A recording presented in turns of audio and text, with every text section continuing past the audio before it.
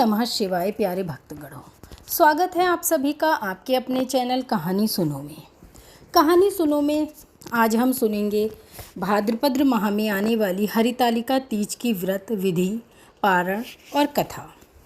हरितालिका तीज किस तिथि को मनाई जाएगी, किस दिन मनाई जाएगी, आपको पूरी जानकारी देंगे। भाद्रपद शुक्ल तृतीया को यह व्रत किया जाता है।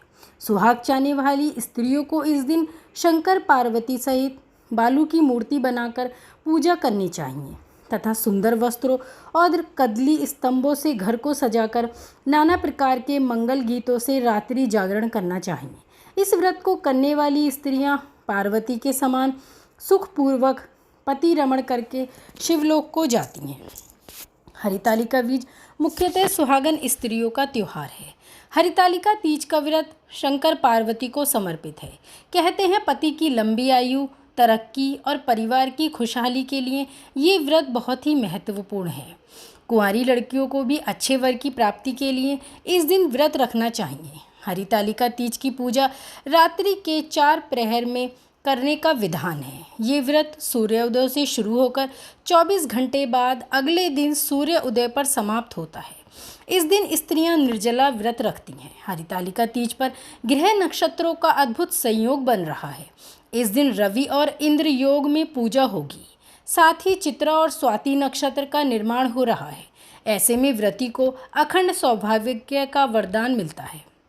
हरितालिका तीज के दिन फूलों से बना फुलेरा बांधा जाता है। उसके नीचे मिट्टी के शंकर पार्वती स्थापित करते हैं। रात्रि जागरण कर शिव पार्वती की पूजा की जाती है। मान्यता है कि इस विधि से पूजन करने से विवाहिता को सदा सौभाग्यवती रहने का आशीर्वाद प्राप्त होता है। साथ ही विवाह योग्य लड़कियों को अच्छा जीवन साथी भी मिलता है। इसलिए कुंवारी लड़कियां भी इस व्रत को कर सकती हैं। अब हम जानते हैं हरितालिका तीज किस दिन है और उसका समय क्या है। भाद्रपद माह के शुक्ल पक्ष की तृतीया तिथि 17 सितंबर 2023 को सुबह 11:08 से 18 सितंबर 2023 को 12:39 तक रहेगी। इस दिन प्रदोष काल पूजा के लिए पहला मुहूर्त शाम 6:23 पर से 6:47 तक का है। जो महिलाएं हरितालिका तीज की सुबह करती हैं उनके लिए सितंबर 2023 को सुबह 6:07 से सुबह 8:34 तक पूजा का शुभ मुहूर्त है। तो दोस्तों, अब हम सुनते हैं हरितालिका तीज व्रत की कथा। शंकर जी ने पार्वती को कहा कि एक बार तुमने हिमालय पर्वत पर जाकर गंगा किनारे मुझको पति रूप में पाने के लिए कठिन तपस्या प्रारंभ की थी।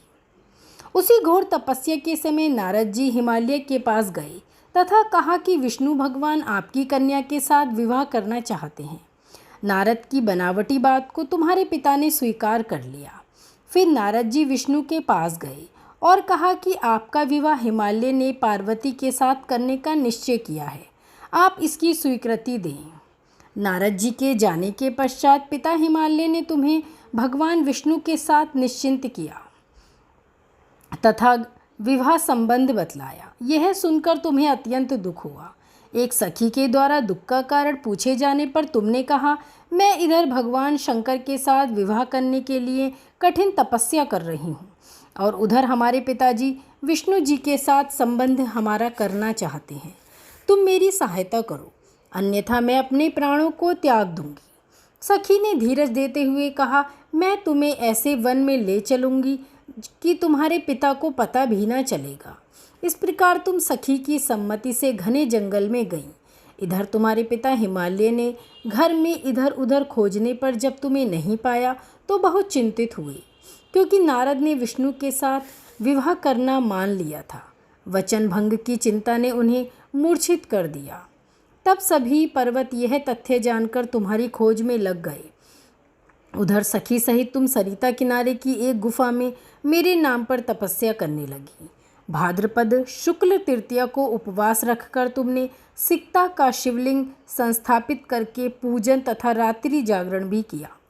तुम्हारे इस कठिन तप व्रत के कारण मुझे तुरंत तुम्हारे पूजन स्थल पर आना पड़ा। तुम्हारी मांग के इच्छानुसार तुमको मुझे अर्धांगिनी रूप में स्वीकार करना पड़ा। तत्पश्चात मैं तुरंत कैलाश पर्वत पर चला गया। प्रातः बेला में जब तुम पूजन सामग्री नदी में छोड़ रही थी, उसी समय हिमालय राज उस स्थान पर पहुंच गए। वे तुम दोनों को देखकर पूछने लगे, बेटी तुम यहाँ कैसे आ गईं? तब तुमने विवाह वाली बात सुना दी। वे तुम्हें बुलाकर घर ले गए। तब शास्त्र विधि से तुम्हारा विवाह मेरे साथ हुआ। हरितालिका व्रत का नामकरण सखी द्वारा हरि जाने पर इसका नाम हरत आलिका पड़ गया। शंकर जी ने पार्वती से यह भी बताया कि जो स्त्री इस व्रत को परम श्रद्धा से करेगी उसे तुम्हारे समान ही अचल और अखंड सुहाग मिलेगा। बोलो शिव पार्वती की जय। सभी सुहागन स्त्रियों को और कुंवारी बहनों को हरितालिका की बहुत बहुत शुभकामनाएं। माँ शिव पार्वती से विनती है कि आप सभी का सुहाग अखंड और अचल रहे। शिव पार्वती की कृपा आप पर हमेशा बनी रहे।